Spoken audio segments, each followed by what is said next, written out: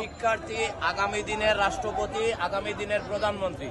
দেন এইভাবে আমাদের কোন শিক্ষার্থীর প্রাণ অকালে রাস্তায় জড়তে পারে না। এবং এই যে হত্যাগুলো হচ্ছে, একটা জীবন ঝরে যাচ্ছে, তারা দায়বদ্ধতা নিচ্ছে না পরিবহন মালিকগুলো। কেন পরিবহন মালিকরা দায়বদ্ধতা হবে না? দুই পাশে হাজার হাজার মানুষ, বৃদ্ধ, বয়স্ক, অসুস্থ মানুষ আছে।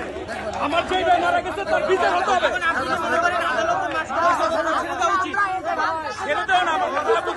এই পরিবহনগুলো দিনের পর দিন তারা রাস্তার ট্রাফিক মানে না।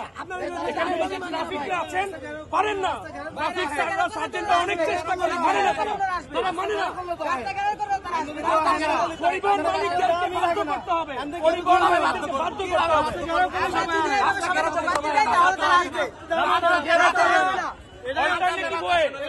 রাস্তা ঘেরাও করাটা প্রাথমিক ওয়ে কোনোভাবেই না, দ্বিতীয় প্রথম ভাবে পারছি না, কেউ আসতেছে না। এবং এই যে হত্যাগুলো হচ্ছে, একটা জীবন ঝরে যাচ্ছে, তারা দায়বদ্ধতা নিচ্ছে না পরিবহন মালিকগুলো। কেন পরিবহন মালিকরা দায়বদ্ধতা হবে না? কেন তারা কমিটেড হবে না? কেন তারা রাস্তায় বিচার হবে না? কেন একদিন 3 দিনের মধ্যে ছেড়ে দিবে? বিচার ছাড়া কেন ছেড়ে দিবে? এটাই হচ্ছে ফ্যাক্ট, এটাই ফ্যাক্ট। কেন ছেড়ে দিবে? আমি সাবেক শিক্ষার্থী ঢাকা কলেজের। আজকে যে আন্দোলন হচ্ছে, আমাদের আইডিয়াল যে ভাইকে মারা, গাড়ি পিষ্ট করে মেরেছে, শুধু এক আইডিয়াল ভাইকে মারে না, প্রতি বছর শত শত ভাইদের বোনদেরকে মেরে ফেলে ড্রাইভাররা। তাদের কোনো কাউন্সিলিং হয় না, তাদের বিচার হয় না। তাদের পরিবহন মালিকরা একটা মাফিয়া, পরিবহন মালিক একটা মাফিয়া। তারা প্রশাসন নিয়ন্ত্রণ করে, তারা আদালত নিয়ন্ত্রণ করে। তাদের বিরুদ্ধে প্রতিবাদ করো তোমরা। পরিবহন মালিকদের কোটি কোটি টাকার কারণে আমাদের ভাই বোনরা নিষ্পৃত হচ্ছে। কেন তারা নেশা করে কেন ড্রাইভার চালাবে? তারা তাদের টাকা বেশি কামানোর জন্য একটার একটাকে যেভাবে ক্লোজ করে আপনি কল্পনা করতে পারবেন না।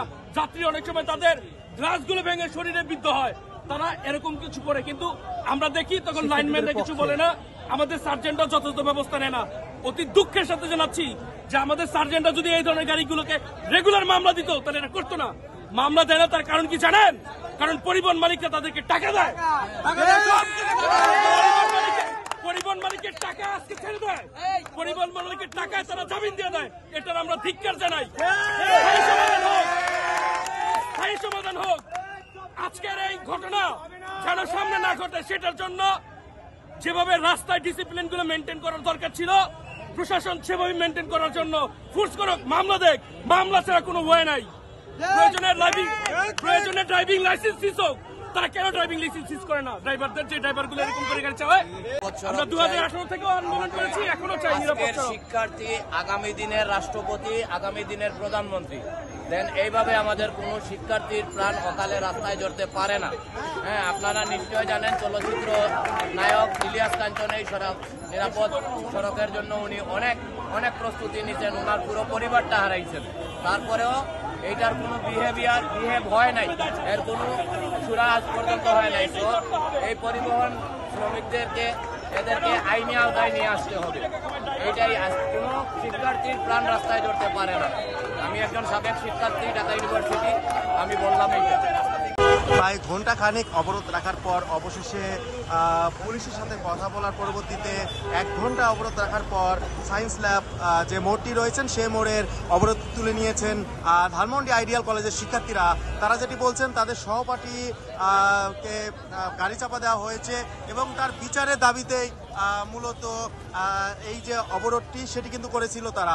এবং পরবর্তীতে পুলিশের সাথে কথা হয়েছে যে আগামী 7 তারিখ পর্যন্ত তারা একটি সময় বেঁধে দিয়েছে। এর ভিতর যদি বিচার না হয় বা কোর্টে যে জামিন আদেশটি রয়েছে সেটি আগামী 7 তারিখে দিতে হবে। এই 7 তারিখ পর্যন্ত তারা দেখবে। এর ভিতরে যদি 7 তারিখে যদি তারা কোনোভাবে জামিন দিয়ে দেয় তাহলে আবারও আন্দোলনে নামবেন ধানমন্ডি আইডিয়াল কলেজের শিক্ষার্থীরা।